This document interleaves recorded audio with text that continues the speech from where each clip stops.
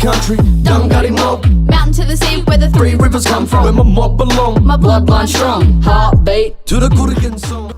Track creek to track beach, belong by the sea. Smoky Cape waterfall, sacred to me. Chilling with my darwies, we sing and we dance to the songs of our elders while clapping our hands. Nah, I'm right. She's been acting kind of down and out. She's been spinning out just like she's on the south side roundabout. I've been watching out and she's been great. Our ancestors talk to us.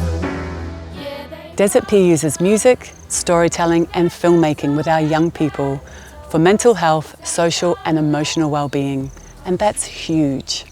Desert P travelled to 6 different communities following the songline, starting in Muli Muli, Wollongong, down to Yagle country, Yamba and Maclean, out to the drought and fire-ravaged Bayugal on Wayable country, up to Gudjambur country in Fingal, and to Kempsey and Southwest Rocks on Gungari country. Desert P visited these areas during fires, floods, rains and a pandemic. The first visit to the community lasts for 2 weeks to facilitate a creative workshop with young people to yarn, create and perform and produce a music video and short film. The second visit is a roadshow where the music video and film is launched at a big community event. The Desert P project model is unique. We evaluated it to see how the model works and to see if it provides any promising solutions to closing the gap. To do this, we listened to the community and heard what they had to say. Yeah, no, I found it exciting. I found it was like an opportunity for me to sort of find me and sort of connect with Kempsey, you know. Forward walk is one more. Unified love and interest come together now, it's a must. The best thing probably was being with my family and doing the film at the same time.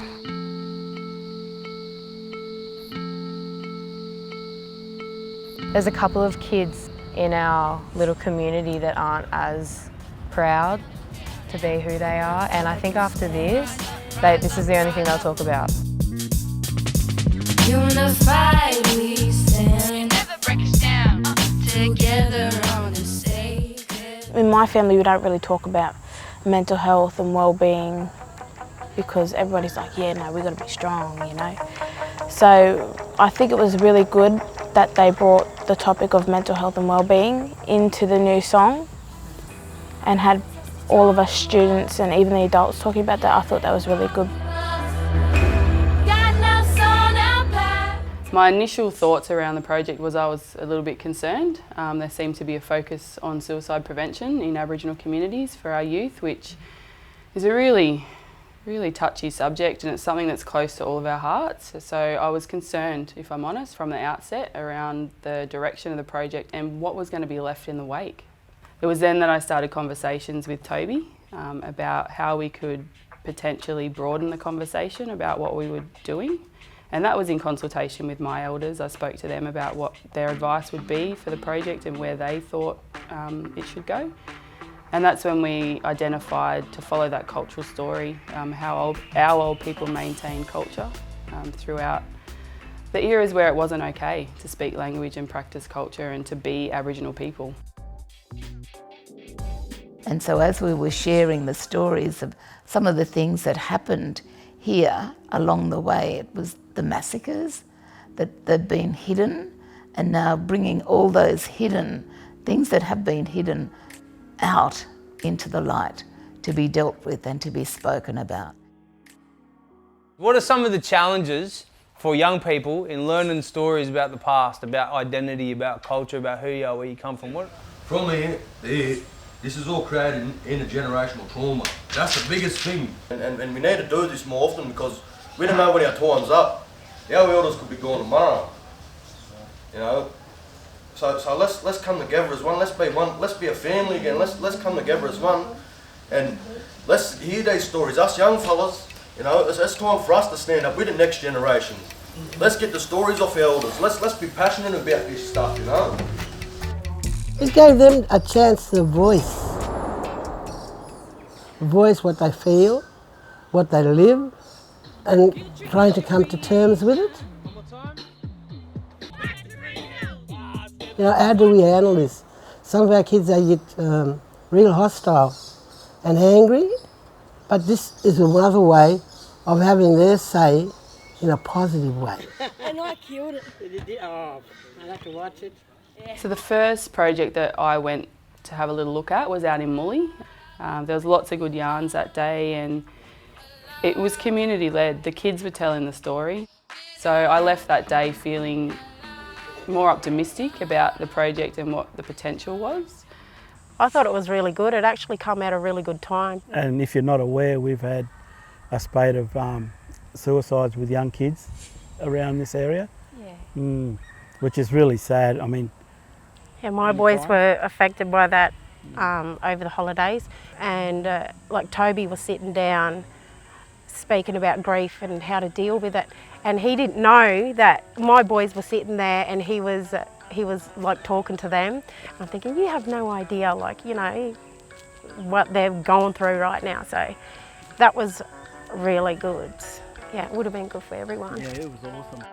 I see kids be more positive, confident within themselves, enjoying something that they love doing, and most of all, being listened to. A lot of our kids don't get listened to, and that causes a big hornet's nest. So yeah, I think that is a really good, and they're so proud of the video. I love it.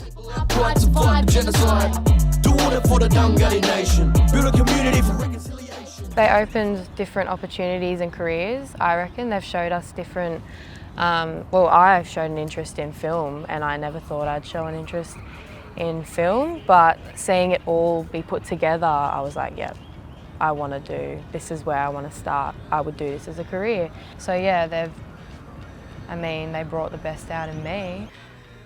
There's been outcomes that I couldn't have even imagined. You know, like they had opportunities to go to Movie World with cousins that had come in from different communities and things, and they weren't going. They were choosing to stay in community and be a part of the Desert Pea, and watching that group of boys ride their bikes down Letitia Road every morning to be at the surf club at 10 o'clock, because Toby had said that's the time you need to be at the surf club. That's engagement. You know, that's kids connected to what they're doing, excited about what they're doing, and I don't think we could have asked for a better outcome than that. Overall, Desert Pea made a difference, you know, made a difference to the community. Before yous come along, it was, you know, there was a lot of stuff going on between the different sides of the bridge, but it actually brought us together, and now we, you know, starting to, well, you know, we come to school together every day. You know, the common yarn is, well, how is making a hip hop video contributing to the health and wellbeing? But what the Desert Pea has done is it's set a precedent around putting culture at the centre of our health and wellbeing programs, and I think that's what we need to see more of. What they also show is that what we always see with Aboriginal communities is the negative aspect. So they're actually showing a positive aspect with this as well. Which is not that far away. That's evident today how story has a big impact. I suppose it's fantastic that PHN are looking at different avenues to help with mental health, especially within our First Nations communities. The biggest thing is they need to use this and they use the information to better their services and not just make a great film. I think they need to actually put funding into this, ongoing funding, as in, because what we see in Aboriginal communities, they start with a program and then it has a life, but a short life. In Aboriginal community, we want to see the sustainability of this sort of process, and we want it to have a long life in Aboriginal communities. We've heard a lot of different perspectives from 6 different communities. We know it works. This program is a unique spark of creativity, shaking up the order of things, creating opportunities for young people to shine and participate where otherwise this wouldn't happen.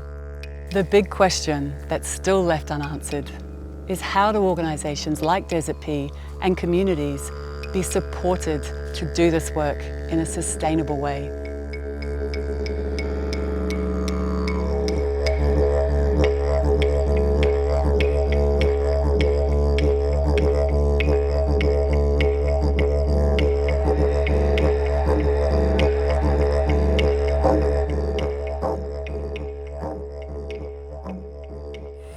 I said to myself, well, how do we measure true values? How do we measure success? How do we measure happiness? How do we measure connected and culture? With those children today doing all that stuff in the contemporary way, our culture, connecting back to country, that is what it's all about.